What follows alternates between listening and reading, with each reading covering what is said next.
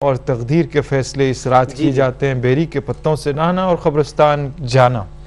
نبی کریم صلی اللہ تعالی علیہ وآلہ وصحبہ وسلم کی وساطت سے رب کریم نے اس رات کی شان اور عظمت کو جو اجاگر کیا، اس میں یہی ارشاد فرمایا فیہا یفرق کل امر حکیم، کہ اس میں ہر حکمت والے کام کا فیصلہ کر دیا جاتا ہے۔ قضاء و قدر کے فیصلوں کے سلسلے میں جو آپ نے سوال کیا، اس سلسلے میں ایک وضاحت نہایت ہی لازم و ضروری ہے، وہ یہ ہے کہ رب تبارک و تعالیٰ نے کائنات کی تخلیق سے پہلے، آسمان و زمین کے بنانے سے پہلے بندوں کی تقدیر لکھ دی ہے۔ رب کریم نے جب قلم کو پیدا کیا تو حکم فرمایا تھا اکتب، قلم نے پوچھا ما اکتب، میرے مولا کیا لکھوں؟ تو فرمایا اکتب ما کانا وما ہوا کائن الی الابد، جو ہوا ہے اور جو ابد تک ہونے والا ہے وہ سب کچھ لکھ دے۔ تو رب کریم کے حکم سے قلم نے وہ سب چیزوں کو لکھ دیا۔ یہ تو کام کب ہوا؟ تخلیق ارض و سما سے ہزاروں سال پہلے ہو چکا۔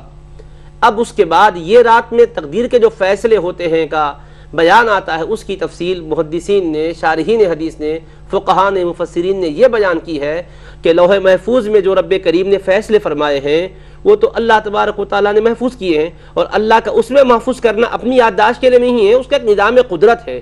وہ اللہ بھولنے سے پاک ہے اور کوئی اس پر نسیان طاری ہونے سے وہ پاک ہے، لیکن یہ حکمت ہے پروردگار عالم کی کہ اس نے لوح محفوظ میں ساری تقدیریں لکھ دی ہے، سب فیصلے فرما دیے ہیں، یہاں تک کہ رسول پاک علیہ السلام نے فرمایا جف القلم بما ہوا کائن جف القلم بما انت لاقن لہ۔ حضرت ابو ہریرہ رضی اللہ عنہ سے فرمایا قلم جو کچھ تھا لکھ کر وہ خشک ہو چکا ہے، یہ فرمایا۔ اب یہ رات میں جو آتا ہے فیصلوں کا معاملہ، تو وہاں یہ ہے کہ سال بھر جو کچھ کے ہونے والے امور ہوتے ہیں اس کے جو فیصلے لوح محفوظ میں محفوظ کر دیے گئے ہیں، اس کی کاپیاں تیار ہوتی ہیں، اس کی فائلیں بنتی ہیں، اور ان فیصلوں کو اللہ تبارک و تعالیٰ ایک سال بھر کے سلسلے میں جو ہے منظوری عطا کر کے فرشتوں کو حکم فرماتا ہے، اور لوح محفوظ سے اس کی نقول تیار کرنے میں مشغول ہو جاتے ہیں۔ اس طرح سے اس رات میں فیصلے ہوتے ہیں، اور شب قدر میں وہ ساری کی ساری فائلیں متعلقہ فرشتوں کے حوالے کر دی جاتی ہے۔ تو یہ قضاء و قدر سے متعلق بات اور فیصلہ جات سے متعلق جو بات ہے اس کا لب لباب خلاصہ یہ ہے۔ اب رہا اس رات میں بیری کے پتے سے غسل کرنے کا جہاں تک معاملہ ہے، تو بیری کے پتوں کا جہاں تک معاملہ ہے یہ کیا ہے؟ بدن کے میل کچیل کو دور کرنے کا ایک ذریعہ ہے۔ نبی کریم علیہ السلام نے ارشاد فرمایا، صحیح بخاری شریف میں حدیث مبارک ہے، آپ کی صاحبزادی حضرت زینب رضی اللہ عنہ کا جب وصال ہوا تو آپ نے فرمایا تھا کہ بیری کے پتوں سے انہیں غسل دو۔ تو بیری کے پتے ایک تو یہ ہے کہ بدن کو دور کرتے ہیں اور اس کے ذریعے سے نفاست اور نظافت حاصل ہوتی ہے۔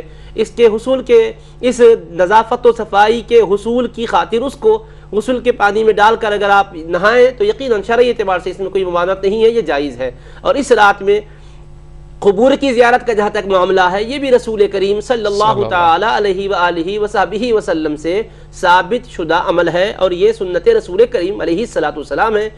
جامع ترمذی میں بھی حدیث مبارک ہے، سنن ابن ماجہ میں بھی حدیث ہے، دیگر کتب حدیث میں حدیث شریف ہے کہ رسول کریم علیہ السلام زیارت فرمائے ہیں، اور انشاءاللہ ہم اس کی تفصیلات بیان کریں گے۔